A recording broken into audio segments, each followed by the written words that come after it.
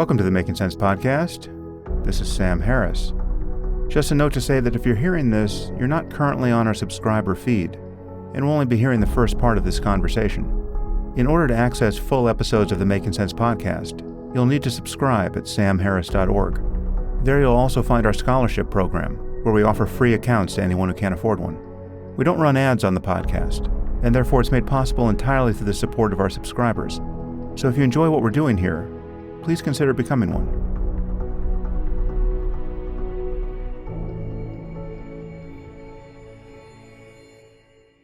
Welcome to the Making Sense podcast. This is Sam Harris. I released my second conversation with Rory Stewart last week. Many of you found that frustrating.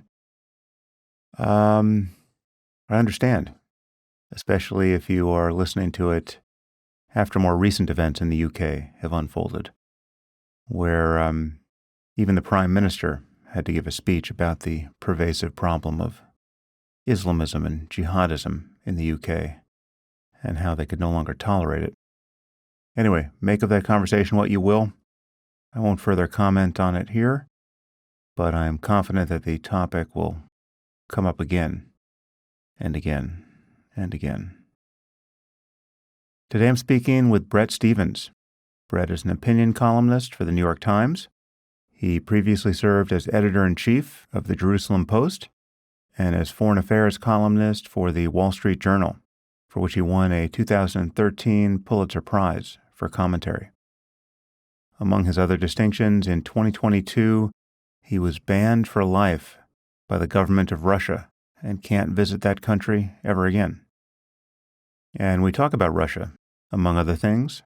We discuss America's place in the world, the waning Pax Americana, American isolationism, Republican fondness for Putin, Tucker Carlson, why America should support Ukraine, the significance of Alexei Navalny, what it would mean to properly hold Putin responsible for his death, nuclear blackmail, valid criticisms of Israel, the war in Gaza, Palestinian public opinion, the need for total military defeat of Hamas, the prospects of a two-state solution, the isolation of Israel at the UN and the International Criminal Court of Justice, waning support for the war in the Biden administration, Hezbollah and war with Iran, Israeli politics and the settlements in the West Bank, charges of settler colonialism, antisemitism as a series of double standards, the prospect of a Trump victory, Biden's age problem,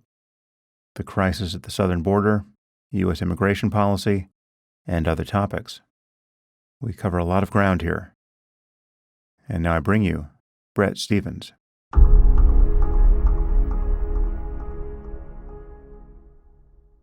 I am back with Bret Stephens. Bret, thanks for joining me. It's good to be on the show, Sam.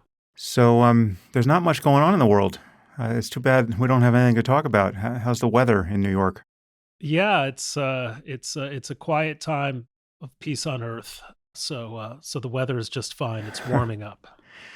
It really is. It just, I don't know if this is an illusion, but it seems like history is being made at an increasing pace here. Everything seems to be accelerating, and this year promises to be unfortunately not at all boring. I've been gathering topics to talk to you about when we originally scheduled this a couple of weeks ago. I've been just watching the news and writing down topics, and they sort of fall into 5 buckets, and we'll see if we get through each of them, but I'll just preview them for you, and then I'll lead you into the first. The first is the waning Pax Americana, American isolationism, and the inclination among Republicans to abdicate U.S. leadership in the world. Tucker Carlson as a font of wisdom, etc. The second, which is kind of contiguous with that, is Russia and the war in Ukraine. The third is the Middle East, the war in Gaza and Iran and related matters. The fourth is the presidential election, the trouble with Joe Biden. At one point, you made a charitable case for Trump in your column for the New York Times. Well, that was a thought experiment, just for the record. We'll be clear about that. Yes, this was a bending over backwards to take those who are still inclined to vote for Trump seriously, insofar as that's possible. And then finally, I thought we could touch on the crisis at the southern border and our immigration policy, if you have anything to say on that topic. So, topics I write about a lot. Great. So, number one, this new feeling of American isolationism, I've said previously on the podcast, it would be one thing to argue for a different posture for America with respect to being the world's cop or maintaining the rules-based international order. And I think we can readily argue against that. But the Republicans seem to have gone further, and they've actually become fans of autocracy in various forms, and certainly fans of Putin. And then you have someone like Tucker Carlson, who many people take seriously as a maverick journalist who's uncovering the real deal over there in Russia. How do you view what's happening here with respect to American leadership, and then we'll turn that toward Russia and Ukraine afterwards? Someone once said to me that there's a smart version of wrong and a dumb version of wrong. And when it comes to Ukraine, the smart version of wrong is the argument that we can't possibly hope to bring Ukraine into a Western sphere of influence when, for the Russians, it's so core to the way they have seen themselves historically that our energies have to be husbanded to deal with our principal threats, and our principal threat is China, and we would be better served pushing Ukraine into some kind of negotiated settlement with Russia so that we can deal more forcefully with the threat that the Chinese pose to our position and our alliances in the Far East.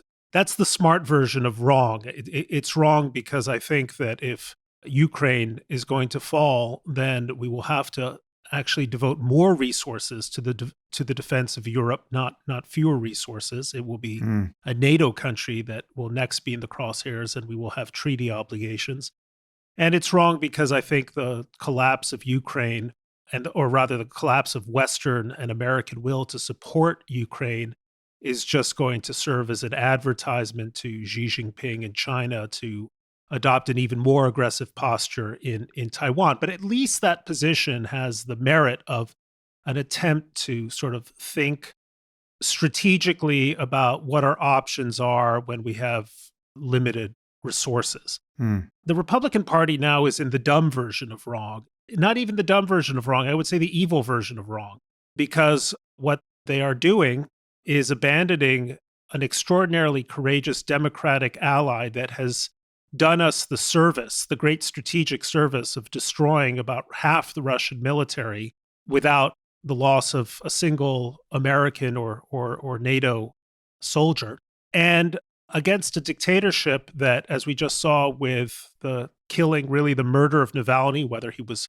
murdered in this last instance or so sort of just slowly put to death, embodies the most despicable, malevolent features of Soviet totalitarianism that the Republican Party used to stand against. So it's ignominious what the Republicans are proposing, but it's also ignominious and stupid because ultimately an America that abandons its allies, an America that thinks that our oceans are moats, is going to come to the same painful discovery that our great-grandfathers had 80 years ago, more than 80 years ago, when they realized that our oceans are not moats and that we are vulnerable to attack and that we will be attacked because we are ultimately the great democratic power and a source of a target for dictatorships everywhere. So the Republican Party has really descended below just simply bad strategic thinking into something that looks like the head in the sand, know-nothing isolationism that brought us to the brink of disaster back in the late 30s and early 40s. Well, I know I've asked you some version of this question more or less every time we've spoken, and I imagine there really isn't an answer for it, but I'm going to give it another go because it is the inscrutable object and moral horror at the center of this thing on the right politically in America now, which is just how did we get here? I mean, you know many of these Republicans. I mean, you speak privately with them, presumably. I don't know if you still do. I mean, many are former colleagues. Many are very serious people or erstwhile serious people. Ex-friends. Yeah. But I mean, there are people Yeah. who you know who have like real bona fides, as many of them as intellectuals. Some are as like were or may yet aspire to be serious politicians who are, for whatever reason, enthralled to the cult of Trump, presumably mostly for opportunistic reasons or reasons of political survival. But I mean, how is it that we have so many people acquiescing to what is just at best, an amoral embrace of somebody like Putin? Just the list of indiscretions is so long and so obvious and so indisputable. I mean, he's someone who, at the very moment that Tucker Carlson is glad-handing him, there's a Wall Street Journal journalist imprisoned over there, right? Yeah. I mean, he's somebody who kills his political opponents, not just in Russia, but he kills his critics in the capitals of Europe, poisoning them with polonium or nerve agents. He imprisons his own billionaires, right? I mean, it's just like, how is it that the Republican Party can, even for a day, tolerate an apparent fondness for this guy, given what it used to stand for? The Republicans used to mock left liberals who would go to the Soviet Union and say, people seem pretty happy there. And yeah, maybe they're a little poorer than we are, but there's more equality. They would mock, the nation likes to do tours of Cuba and talk about the great health service there. And it was a source of conservative derision, correctly so. The kind of naive, starry-eyed Westerner who would go to a despotic regime and take a look at the Potemkin villages that had been erected for them and say, look, I've seen the future and it works, as Lincoln Stevens, a great progressive journalist from 100 years ago, famously said. And now it's the Tucker Carlsons who are doing precisely that. I mean, precisely that, going to a grocery store in a country where the gross domestic product per capita hovers around, I think, $11,000 or $12,000 a year, and seeing a showcase supermarket for the nomenclatura. So some of our listeners will understand what that term means, the upper crust, the upper elites of Moscow, and saying, look how much better this is than your average Stop and Shop. By the way, I doubt very much that it is, but that was what Tucker was peddling. And, to answer your question, when Trump was first elected, Sam, I took some books off my shelf, which I had read in college. I got to college in 1991, which was the same year that the Soviet Union collapsed. And for some reason, I developed this kind of fascination with the anti-communist intelligentsia of the Cold War. Really, not just anti-communist, anti-totalitarian. So from Orwell and through Milosz, the great Polish intellectual, Václav Havel, dissidents like Sakharov, all these people sort of thought deeply about the nature of totalitarian society. And what's fascinating about some of the best work there is it's not really a political analysis. It's a psychological analysis of what makes people succumb to ideologies that at some level they know are false and evil. And the really interesting insight, you find this in Milosz, for example, is that it's not really fear that is the motivating force. It's a kind of rationalization of the position that they're in. So it's a kind of view that, well, it's all bullshit. So why don't you just go along with the bullshit that happens to be in power? Or yes, the system is evil, but this is the direction in which history is inexorably going. And so you want to be on the right side of history. Or there are even sort of darker psychological tropes. Jean-Francois Revel once said that, it's easy to understand why people want to tyrannize other people, but the really interesting mystery is why some people want to be tyrannized. I mean, this captures sides of the human psyche that those of us living in free societies are loath to acknowledge or see, even if we see it in some like cultures and subcultures. But it's there, and that's how people succumbed to the lure of despots, cults of personality, preposterous ideologies, kind of things ideas that collapse in the face of a moment's thought. And yet that's what you have now in the Republican Party. And I think it's a mixture of a few things. I was in a debate recently with someone on some foreign policy questions, and the guy's argument basically came down to, well, the American people don't see it that way. And, to which you want to say, well, they're mistaken. And in a free society, we should raise our voices and argue with the American people and win them over, right? That's the task of democratic persuasion. So that's sort of the argument like, well, history's not on your side and I want to be on the side of history. Or essentially like, why should we have a moral component to our foreign policy? It's a dog-eat-dog Hobbesian world. Let's just accept that that's the way it is. Well, most of us actually understand that it's a better world and a smarter world when leadership contains a moral element which makes other people want to follow you and not oppose you. So that I think you really understand something of Trumpian ideology. I'm not talking about sort of the ordinary Trump voter, but the Trump ideologues in reading these books that came out 60 or 70 years ago about why despotism seemed to be so effective for decades on end. Well, what to think about the war in Ukraine at this moment? I mean, we're now speaking just a handful of days after there was a recent setback there. To say that we have been dilatory in providing aid to Ukraine at this point is a bit of an understatement. There's a lot of controversy as to whether we should be aiding Ukraine certainly as you move right of center. And there's also, as you said, the recent death of Navalny, which really kind of sharpens up the moral difference between the two sides. You wrote an article recently about what it would mean to properly hold Putin responsible for Navalny's death. That might be an interesting way into this question, but tell me how you're viewing the war in Ukraine, our wavering support for it, and what you think we should do in light of who Putin is and what his intentions are, and what it means to defend a struggling democracy.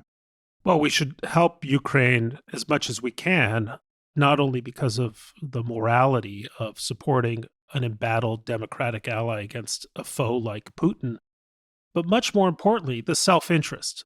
The self-interest, the kind of argument that I hear on many quarters of the right, sometimes on the left too, is, morality is too expensive for foreign policy. Foreign policy is about our interests. But there is no question that the United States has an interest in seeing one of its two most aggressive and arguably its most dangerous geopolitical rival humbled, humiliated, and defeated on the battlefield, not by us, but by our proxy. And when it comes to the question of expense, someone says, well, $60 billion is a lot of money. It reminds me of a scene in one of those Austin Powers movies, where the evil guy says that his ransom is $1 million. Yeah. He's like come back to life from the 50s or 60s, and everyone's like, $1 million? Like, that's nothing. So $60 billion, as large a sum as that sounds, is 1% of the federal budget. Okay, we have a $6 trillion budget. Ask yourself, is it worth spending one out of every $100 that we spend on so many other things, right, on defeating one of our two principal strategic rivals through the sacrifice and courage of our friends and partners in Ukraine? I would argue that's an incredibly great investment for the United States. We even have a few American citizens who could single-handedly foot the bill and still have $60 billion left over after they picked up the tab. I can think of one or two of them off the top of my head. Right. They would be fine for the rest of their lives. But I think this is a task really for the American government and even the American taxpayer. We are more secure when Putin can no longer think that he can threaten his neighbors and ultimately our treaty allies with impunity. Now, the other aspect comes to life with Navalny. When I was coming of age, I think maybe you're a few years older than I am, Sam. Basically, we're the same generation, so we remember that names like Solzhenitsyn, Sakharov, Sharansky, Havel, Lech Walesa, the Solidarity movement in Poland, these were household names in the West. And Navalny should be a household name, not only because of the extraordinary example of moral and political courage, but actually also the power of his thinking and his prose. It is a shame he was not awarded the Nobel Peace Prize before he was murdered. But Navalny matters because he symbolizes what all free societies should stand for, which is the belief in the singular importance of individual conscience in the face of the overwhelming power of the state. That we, as members of democratic societies, should always look at those exemplars of individual conscience and dissent as models for what we in our societies try to protect.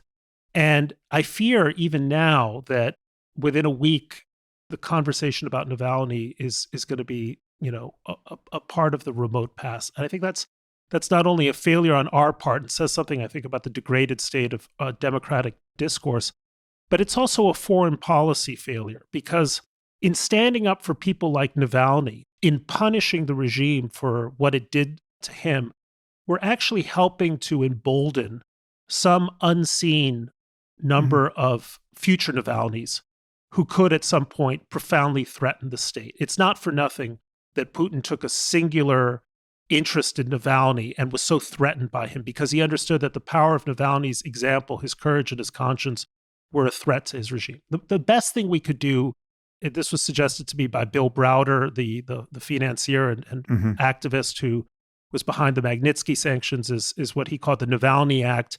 Russia has north of $300 billion in frozen assets in Western institutions. They were frozen after the war. We should seize them and give them to Ukraine. If the Republicans want to say it's too expensive for us to underwrite Ukraine's defense, well, give them Russia's money and let a portion of that money go to the purchase of weapons from the West. It would be a real signal to Putin that this kind of action has devastating consequences and hits him right next to his most precious assets, right in his wallet.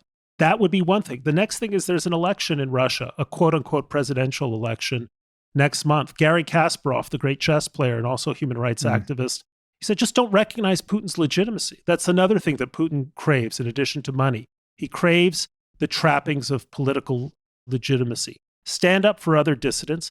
And let's just give the Ukrainians the weapons they've been asking for 2 years so they can start to hold Russian targets at much greater risk. What about the concern that I haven't heard it voiced much of late, but it was certainly voiced early on in the war when we began to support Ukraine, that we're poking a nuclear tiger with a stick and perhaps not more and more a tiger that has nothing left to lose. And so it's really the threat of nuclear blackmail here that we're being told we should acquiesce to. On some level, we can't afford to help, we meaning not just the U.S., but Europe, we can't afford to help Ukraine truly win here, because that would leave Putin with more or less nothing left to lose and a kind of existential threat, politically and even mortally on his own side, and he might in fact just decide to let the big bombs fly at that point. Well, look, Putin has been blackmailing us with nuclear threats. His sidekick, Medvedev, routinely issues these unsubtle threats. You can't ever discount the possibility that bad people with nuclear weapons might use them. On the other hand, it's we've lived now, since Soviet Union detonated its first bomb in 1949. So we've lived with 75 years of bad guys having nuclear weapons, and they haven't used them yet. And the reasons for that turn out to be pretty good ones. Take just one side of this, Sam, which is the question of tactical nuclear weapons. People were very worried that Putin might deploy these so-called small nukes, 1 kiloton, 5 kilotons. I mean, they're major, they're huge bombs, but by the standard of strategic nuclear weapons, they're relatively small. And seen from a military angle, they really don't make a lot of sense, not least because if Putin were to deploy them, A, we would know at least a week in advance because of our intelligence. I'm told this by people who know. B, the Russians would have to clear the battlefield. That is to say, they would have to retreat from the front lines if they were going to deploy one of these weapons and not incinerate their own people. So that would give us further advance notice. The third thing is they're destroying the very ground they seek to conquer, and not just destroying it, but rendering it, uninhabitable for decades. And D, the Russians would need thousands of nuclear suits, radioactive suits for their troops operating in the vicinity, and they just don't have them. So those are they add up to a very good reason not to use these bombs. These bombs were first developed and deployed with the idea of massive concentrations of Russian armor coming across very narrow, defined places in West Germany during the Cold War, where a 1 kiloton Western nuclear weapon would make sense in killing a lot of Russian troops. It doesn't work quite as well on the Ukrainian battlefield, which again doesn't make it impossible.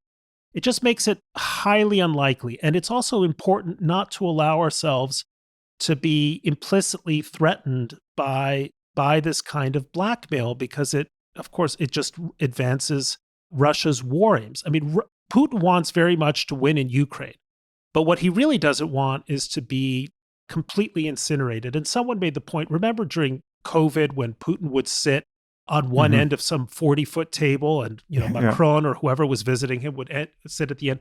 A guy who's this afraid of COVID probably doesn't want to start a thermonuclear exchange with the West, which would be considerably worse than COVID for his own personal health.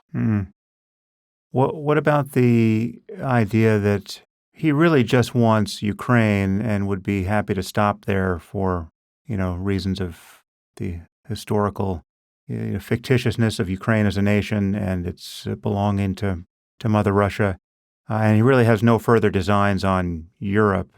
What makes the concern that there's no stopping point, or no natural stopping point, if we just let him take Ukraine, a rational one?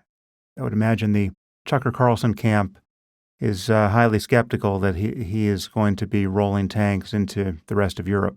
Look, Lithuanians who lived under the Soviet Union up until 1991, the Estonians, all the Baltic states, they have a different view and a better informed view, which is that Russia, almost by its nature, is an expansionary power. And so the argument that he's satisfied with Ukraine alone defies the long course of Russian history. So whoever would come after Putin, if he were sort of a dictator in the same vein, would then look for, let's say, softer targets, Moldova, for example, or targets to the south in the Caucasus, seeking to reconstitute the Soviet Empire. And it was observed by a historian in the 20th century that when Russia is internally weak, and it is tends to be more expansionary in its aim. So there's a long history here which argues against the case that Putin is satisfied with Ukraine or a portion of Ukraine alone. It just runs against everything we know about dictatorships. I mean, the expression "drunk on power" is a cliche, but it's a good expression because power is like alcohol, and dictators are like alcoholics, and they're not satisfied with just one drink. People thought that Hitler would be satisfied with the Sudetenland, and that was the basis for the Munich Agreement in 1938, or with the Anschluss with Austria, because Austria is in a sense a German-speaking country. Then it was Poland. Then it was the Lebensraum and so on. So I think it's just crazy to indulge this kind of thinking, particularly given that Putin's track record before Ukraine was the invasion of Georgia in 2008, various threats against European neighbors, cyber attacks on Estonia, one thing or another. This is not something that he's shown no example of having a restricted appetite in other theaters. No evidence. Okay, well, let's move to the Middle East, where Russia has also had a malign influence in Syria and elsewhere. The war in Gaza and the perception of now much of the world that Israel has lost the moral high ground, if it ever retained it even for a second. I mean, as you know, much of the world felt that it wasn't on the high ground even on October 8th before it had done anything in response to the atrocities of October 7th, that was fairly bewildering. What do you make of, you can take any piece of this ghastly puzzle you want first, but I'm thinking of things like the isolation of Israel at the UN and the International Criminal Court of Justice, the waning support in the Biden administration. Perhaps we could give the most charitable construal of concern about the right-wing side of Israeli politics and settlements in the West Bank and how those things are unhelpful at best. But we've got charges of apartheid and just what seems to me a dangerous level of moral confusion on the part of many people in powers that should know better around what is happening in Israel and what Israel's strategic and really existential needs are at this point. Yeah. How do you view it? Look, let's separate two forms of critique of Israel. One is a critique that Israel has deferred too long the question of Palestinian statehood, that its policies in the West Bank are wrong-headed, abusive, and ultimately self-defeating. If you'd like to continue listening to this conversation, you'll need to subscribe at samharris.org. Once you do, you'll get access to all full-length episodes of the Making Sense podcast. The podcast is available to everyone through our scholarship program. So if you can't afford a subscription, please request a free account on the website. The Making Sense podcast is ad-free and relies entirely on listener support, and you can subscribe now at samharris.org.